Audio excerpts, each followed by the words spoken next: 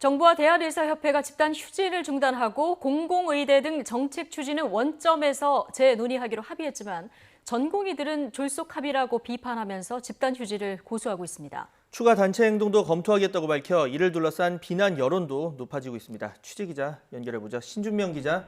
네, 사회부입니다. 전공의들 집단 휴진 상황 잠시 뒤에 좀 짚어보고요. 우선 어제 의협과 당정이 합의한 내용부터 좀 정리를 해볼까요? 네, 대한의사협회와 더불어민주당은 가장 큰 쟁점이었던 의대 정원 확대와 공공의대 신설에 관해 원점에서 재논의하기로 했습니다. 코로나19가 안정된 뒤에 의정협의체에서 모든 가능성을 열어놓고 협의하기로 하면서 갈등은 일단락됐고 의협은 정부와의 합의안에서 집단 행동을 중단하고 진료 현장에 복귀한다고 명시했습니다. 지금껏 의사협회는 해당 정책들의 철회를 주장하며 집단 휴진을 이어왔습니다. 하지만 이번 합의에선 철회 후 원점 재논의는 소모적인 투쟁 목표로 환자들에게 피해를 줄 수 있다며 한 발 물러선 겁니다.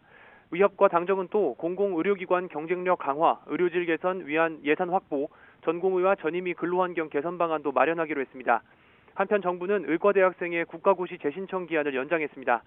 청와대는 이번 합의에 환영 입장을 밝혔습니다. 문재인 대통령은 비온 뒤에 땅이 더 굳는다며 정부는 더 낮은 자세로 소통하며 의료 공공성 강화에 최선의 노력을 다하겠다고 했습니다. 하지만 참여연대 등 170여 개 단체는 양심을 판 의사들에게 정부가 굴복한 밀집 야합이자 공공의료 포기 선언이라며 비판했습니다. 네, 이런 시민단체들과는 다른 관점에서 인턴이나 레지던트 같은 전공의들도 이번 합의에 반발하고 있습니다. 졸속 합의라는 입장을 보이고 있죠. 네, 그렇습니다. 대한전공의협의회 비상대책위원회는 의협이 당정과 벌인 협상에서 전공의들은 배제됐다며 절차상의 문제를 제기했고 이에 대해 최대집 의협회장의 해명도 요구하고 있습니다. 의협과 복지부의 협약식은 어제 오전 11시쯤 한국건강증진개발원에서 열릴 예정이었지만 전공의 70여 명이 졸속 행정도, 졸속 합의도 모두 반대라고 적힌 피켓을 들고 협약식 현장에서 항의하면서 참가자들이 들어가지도 못하는 상황이 발생했습니다.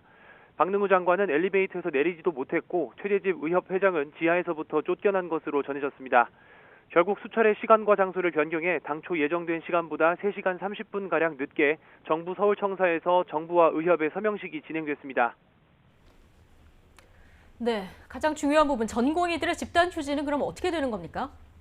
네, 아직 결정된 게 없습니다. 대전협 비대위는 지난달 21일부터 이어온 무기한 집단 휴진의 중단 혹은 지속에 대해서는 주체적으로 결정하겠다고만 밝혔습니다.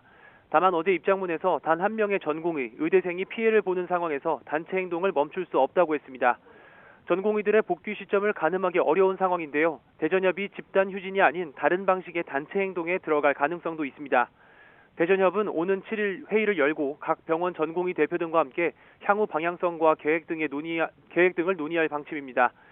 이후 어떤 단체 행동을 벌일지에 대해서도 모든 전공의의 의견을 수렴해 정하겠다고 밝혔습니다. 한편 정부는 의협과 합의한 만큼 의사 국가고시 재접수 기한을 오는 6일 자정까지 연기하기로 했습니다. 의료계 집단 행동에 의대생들도 참여하면서 지난 28일 기준 의사 국시 실기 시험을 보려던 3,100여 명 가운데 90% 가까이 시험을 취소한 만큼 의대생들이 시험을 볼 수 있게 상호 신뢰를 회복하려는 조치라고 정부는 설명했습니다. 하지만 국시 거부 철회에 대한 의대생들의 뚜렷한 입장은 아직 나오지 않았습니다. 지금까지 사회부에서 YTN 신준명입니다.